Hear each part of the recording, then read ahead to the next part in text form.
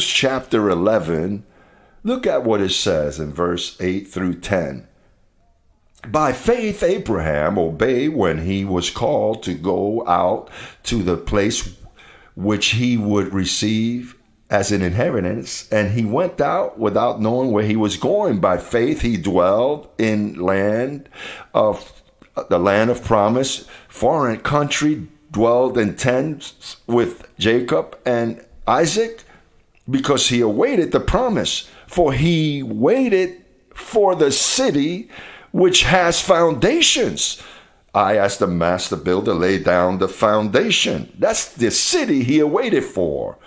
The city he awaited for. Paul was bringing the blueprints, the city that has foundations, whose builder and maker is God. Abraham looked for something he could not find because he that had the blueprints was called Paul, and he wasn't born.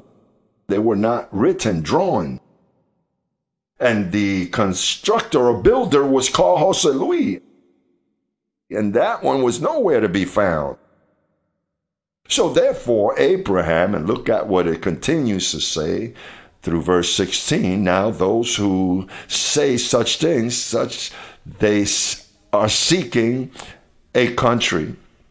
If they had been thinking of their own, they had time to return, but they longed for one that was better, a heavenly one. Therefore, God is not ashamed to be called their God, for he has prepared what? A city for them. And all these, having attained a good testimony through faith, did not receive the promise, which is that city. It says, having provided something better for us, that they should be made perfect apart from us. We have been perfected because we know that Christ with one offering has made us perfect forever. They awaited for it. They've never received it because the one that had the blueprint was nowhere to be found, and the builder neither. Now the city is beginning to be formed. You're not going to leave your body not knowing about the city that belongs to you. You have to leave this body with knowledge of the city that you're going to attain.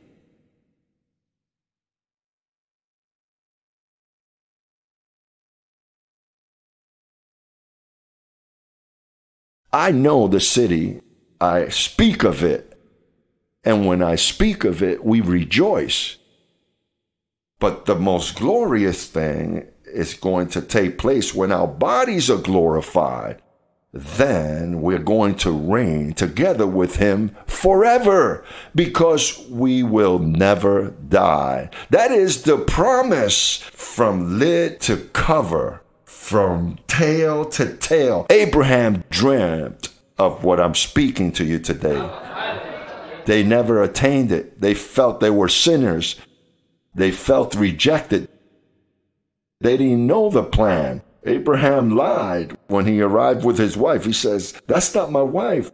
That's my sister. They would lie. They would make arrangements. Moses said, don't kill. He killed. Don't commit adultery. He committed adultery. Solomon, David, they've all failed. All the prophets, they called on to this city. They were awaiting the city. The apostles arrived and they failed. They got an F in their exam. So then Paul arrived and spoke of it, and they killed him. No. What? This city is that easy? No. That we are complete, that with one offering he's perfected us forever, that we walk in good works beforehand. I believe, therefore I speak. No, Paul, you need to die. And they killed him in Rome. 2,000 years passed, and today we are talking about that city. Abba, Father, let's stand.